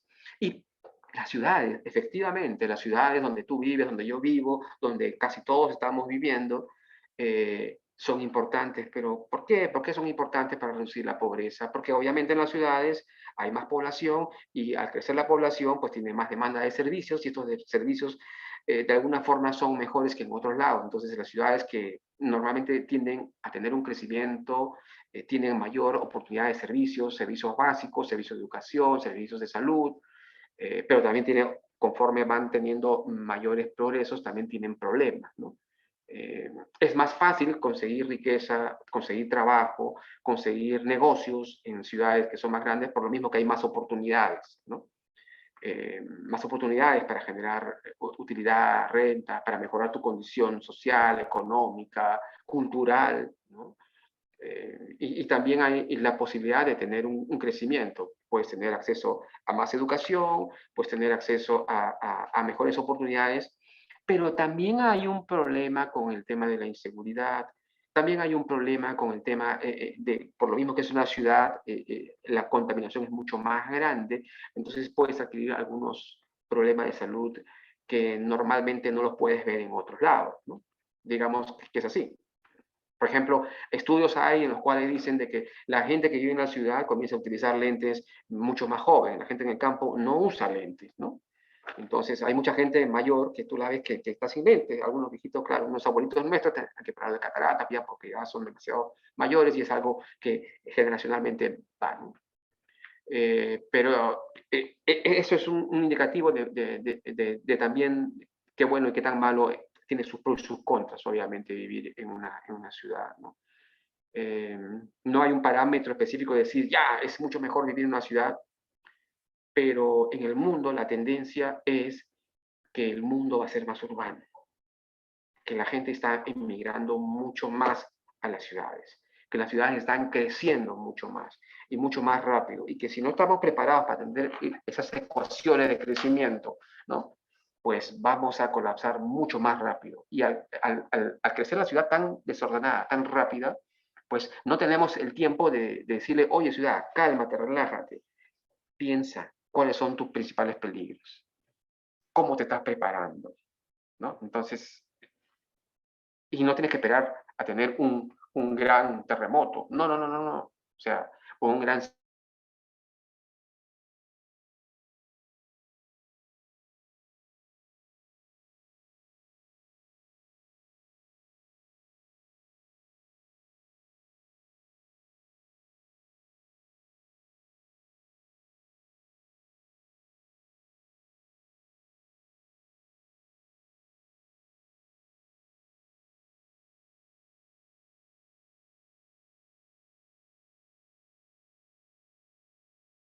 más urbano, lo que estamos diciendo, ¿no?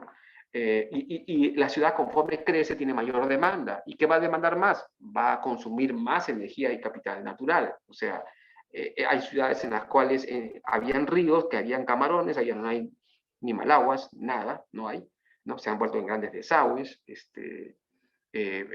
Antes tú podías ver en la noche las estrellas, ahora no ves nada, todo está nublado, todo está terriblemente nublado, ¿no? Antes tenías periodos de lluvia, periodos de frío, periodos de calor, periodos de verano específicamente marcados. Ahora, en pleno verano, llueve. Donde no llovía, llueve. O sea, yo vivo en la parte más o menos, no tan sur de Lima, un poco alejada, y a veces hay rayos, ¿no? Ya nos hemos acostumbrado. En Lima, hay rayos. En la zona de La Molina, por Cineguía, por ahí. Algo que no era, pues, digamos, común. Y esto obviamente lleva a tener niveles altísimos de riesgo, ¿no? O sea, estamos hablando de hay que prepararnos para el cambio climático, que tenemos la posibilidad de tener un gran terremoto, una gran inundación, una gran catástrofe en la ciudad de la costa, el tsunami. Sí se habla porque ya es recurrente en las noticias, tú ves, o sea, que en China una inundación de no sé cuánto, se murió tantas personas, ¿no? Que en Japón un terremoto de tanto, algunos terremotos o algunos movimientos sísmicos de Japón, que si pasaran acá en Latinoamérica generarían mucho más muertos que los de Japón, ¿no?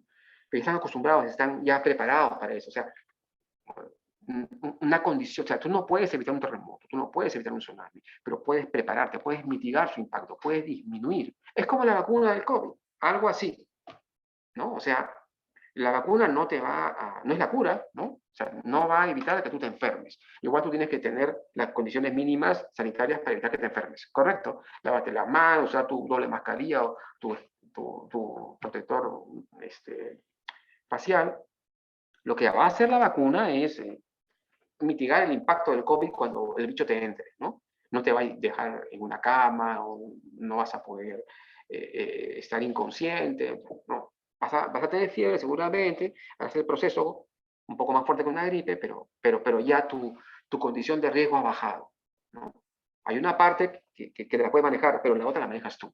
Algo similar pasa con el tema de los niveles de riesgo de desastres, con la resiliencia de las ciudades, de todas las ciudades en el mundo. La resiliencia no es algo exclusivo de las grandes ciudades, no. Es algo vital para las grandes ciudades, porque si no, estas mueren. Pero si la ciudad es pequeña, es más fácil comenzar con este proceso.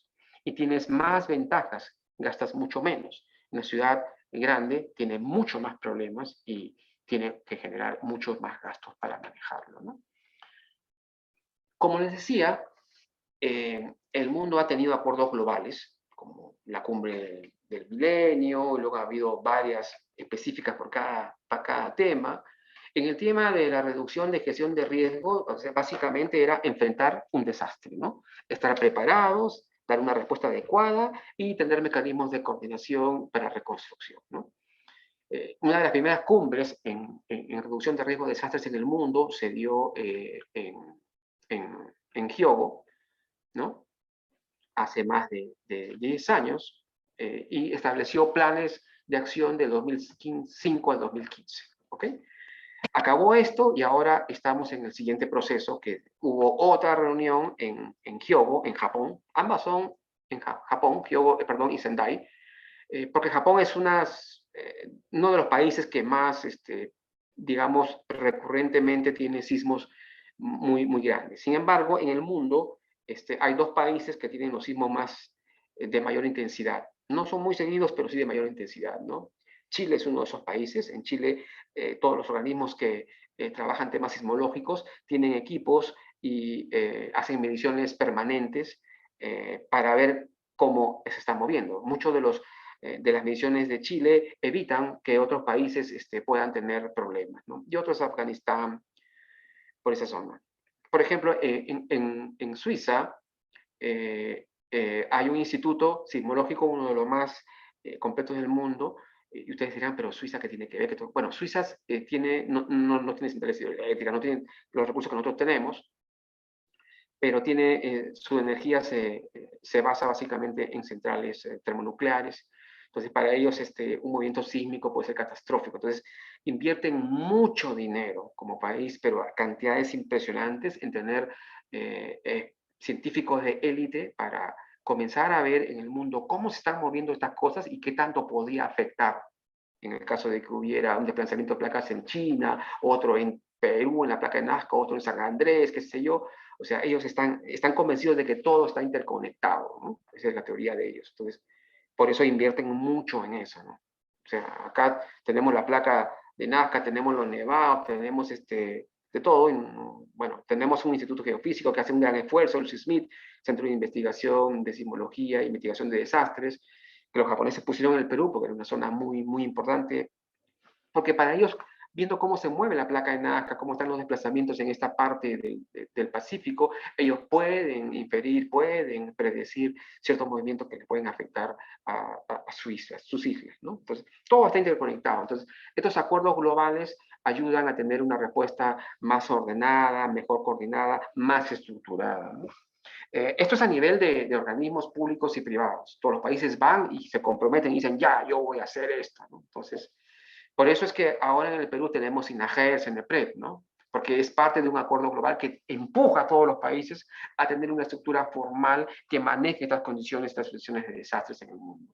En el marco del Sendai, otro de los acuerdos que se arrastra de Kioto es aprobar un marco para la reducción de riesgo de desastres, conciso, específico, orientado a la acción. Bueno, todavía nos falta un poco desarrollar estas cosas, pero ya existe, ya existe un plan, ya existe un SINAGER, un CENEPRE, que te da ciertos lineamientos, ¿no? Hay una ley de gestión de riesgo de desastres, que con su reglamento, que te da ciertas pautas, todavía nos falta desarrollar algunas cosas, pero ya es un importante paso, creo, en el país. Antes no había nada.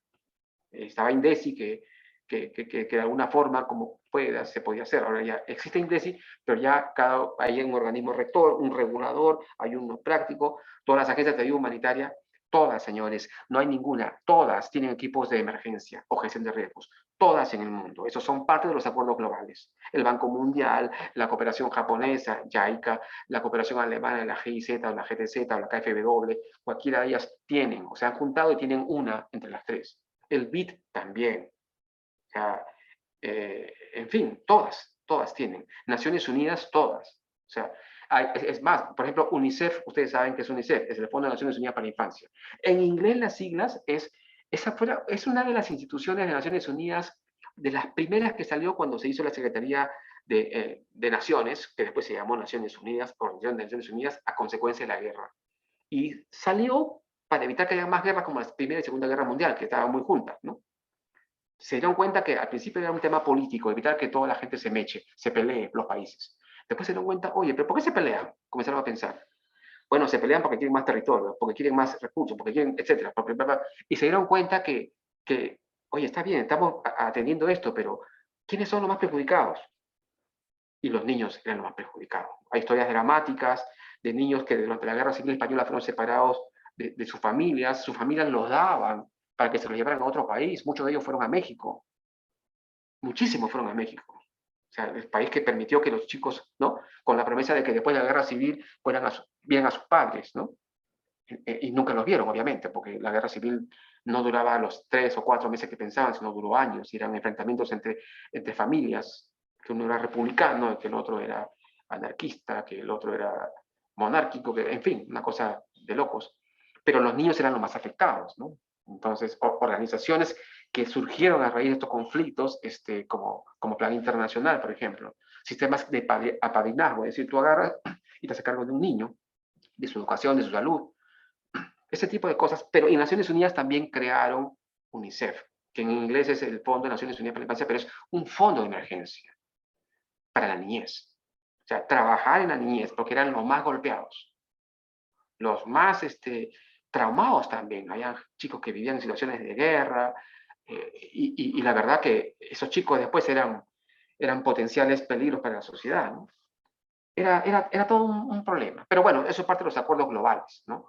Estos acuerdos globales que se están firmando y que se siguen firmando, y que Perú es parte de esto, ¿no? El segundo punto del marco de Sendai es terminar con la evaluación del Hyogo, ¿no? Hay cosas que lo que más ha salido de todo esto, que son como más de 50 puntos, es necesario aumentar la resiliencia de las naciones ante desastres. ¿Y cuál es el punto focal? Las ciudades. Así como la familia, la célula de la sociedad, para el tema de desastres son las ciudades. El foco importante de atención para una emergencia es organizar a las ciudades, organizar a las familias. En una emergencia es clásico que tú y tu familia tengan capacidad resiliente para soportar por lo menos 5 días. Que en 5 días nadie te va a atender. Nadie. Porque el sistema de agua ha colapsado, la gente va a ver a su familia, se le ha caído, medio cayó un tubo en toda la cabeza. Es así. O sea, la gente ve por su familia, es natural, eso ya todo el mundo lo sabe. Yo no voy a estar en mi chamba, en mi trabajo, y mi familia, no sé, se cayó el cuarto, ¿no? Se cayó mi cuarto, la lavandería ya no existe hasta que sale el agua. O sea, no, tengo que atender a mi familia, es lo humano, lo normal. Y hasta que, o sea, lo primero que van a hacer es cortar el servicio. Es lo primero que van a hacer. Porque si mantienen el servicio, pues todo el agua va a salir por todos lados. Son protocolos ya establecidos de sistemas resilientes, ¿no? Entonces, ok, pero entonces tú tienes que tener. Por eso la gente habla siempre de la mochila de emergencia, la gente se ríe, no, bueno, tienes que tener una dotación de emergencia básica para estar con tu familia, hasta con tu perrito, sí, con tu perrito, con tu loro, por lo menos unos 5 días, porque nadie te va a atender, nadie, vas a tener que tú tener la capacidad de autosostenerte. Eso es parte de la resiliencia, estar preparado para una situación de ese tipo. Y las ciudades no son ajenas a esto. Van a tener que estar preparadas para esto. O sea, ya yo necesito abastecer el pozo. Perfecto. Oye, pero si no va a haber luz, ¿cómo se te ocurre? ¿Verdad, no? ¿Y ahora qué hacemos? Entonces, pensar en esas situaciones que te vas a enfrentar te hacen resiliente. Y es importante eso. Evaluar todas las experiencias para la reducción del riesgo que han habido, que han funcionado, cosas que se han hecho y no sirvieron. Hay que ser honestos y decir, esto no lo hagas porque no funciona. No funciona. Esto es humo. Sí, pues la gente tiene ese paradigma, pero no funciona. Esto sí funciona. Mira, acá con esto. En unos países, por ejemplo, donde hay redes primarias de gran diámetro, ¿qué hace la gente? La gente, no, camiones cisterna, no va a haber posibilidad de camiones cisternas. El camión cisterna no va a pasar, porque no hay forma de pasar, porque está todo destruido.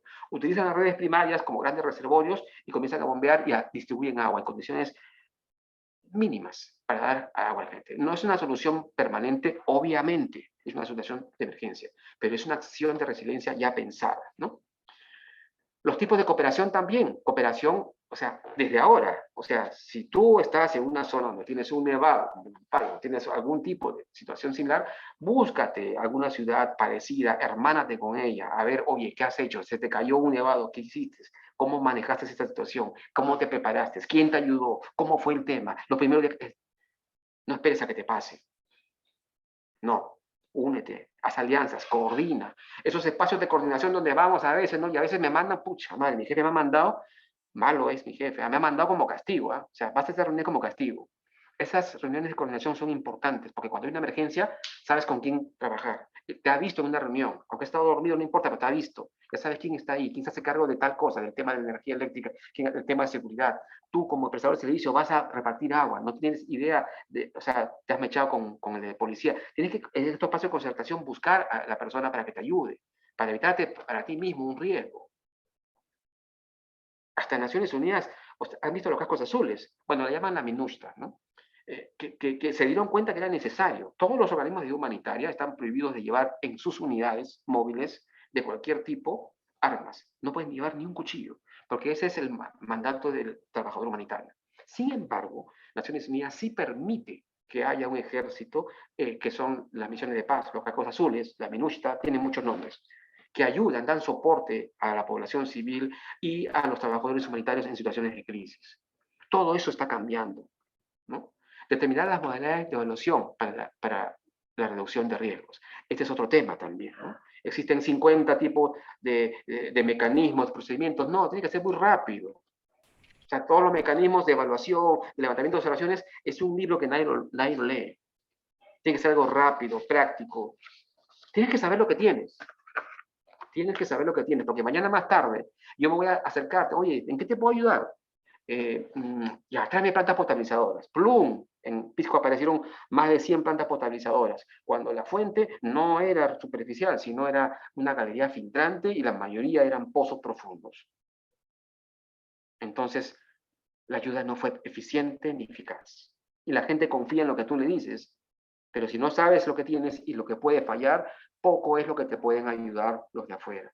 Los de afuera tienen capacidad de ayuda, pero tienes que saber qué cosa es. Es como cuando tú vas al médico y le ocultas 3 de tus 5 síntomas. ¿Te va a curar? No, no te va a curar.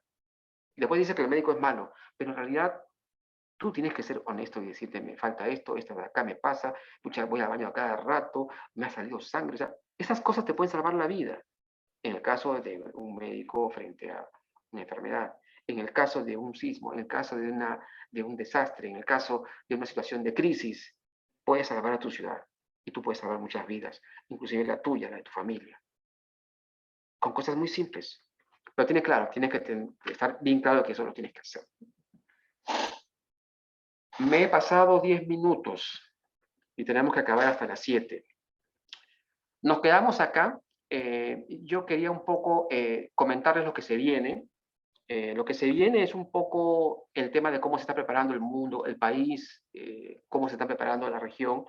Y me gustaría hablar un poco de las oportunidades que hay también sobre temas humanitarios, temas de cooperación internacional. Dios quiera que mañana ni nunca estén frente a una situación de emergencia, no en su zona, sino que la vida los lleve a zonas donde realmente van a poder ayudar a mucha gente, pero también sometidos en ciudades que van a estar con riesgo de sufrir algún tipo de evento de este tipo. Y tienen que saber cómo funciona la cooperación, cómo funcionan algunos protocolos.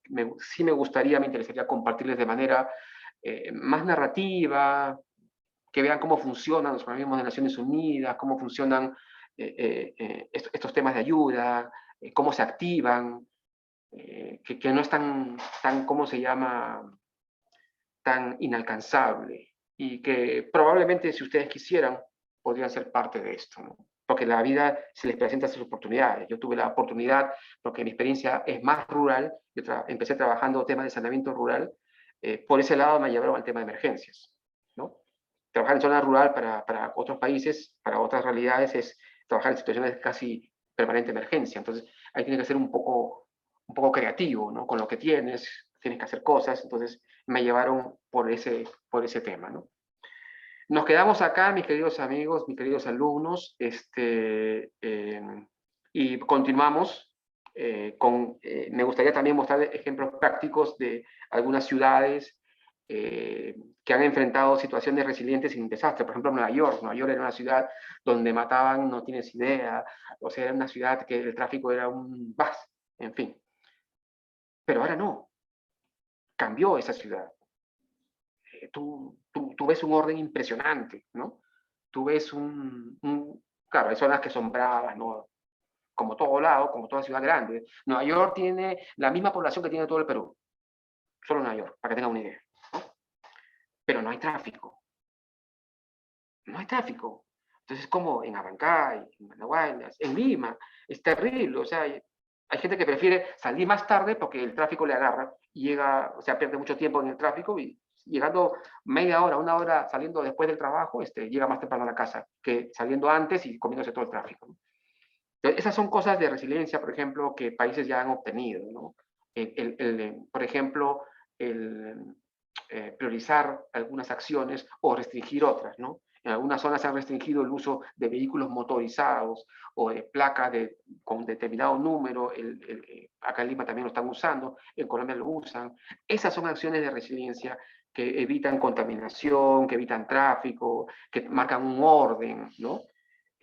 Claro, son incipientes, pero hay otras que son muy intensas, muy interesantes. Entonces, mis queridos amigos, mis queridos alumnos, nos vemos Dios mediante el día miércoles. Nos estamos quedando acá. ¿Les parece? ¿Se han dormido? No creo. Ok, profesor, hasta el día miércoles. Perfecto. Miércoles. Por favor, Muchas gracias, Hasta el profesor. miércoles. el miércoles nos vemos a las 4. ¿ya? Miércoles. Ahí vamos a ver algunos estudios de caso y algunos videos interesantes. ¿Sí? Ok, gracias. Cuídense mucho. Hasta el Un fuerte miércoles, abrazo a todos. profesor. Claro que sí. Gracias. Igualmente. Gracias a ustedes. Gracias, hasta miércoles. De todas Hasta el maneras. miércoles.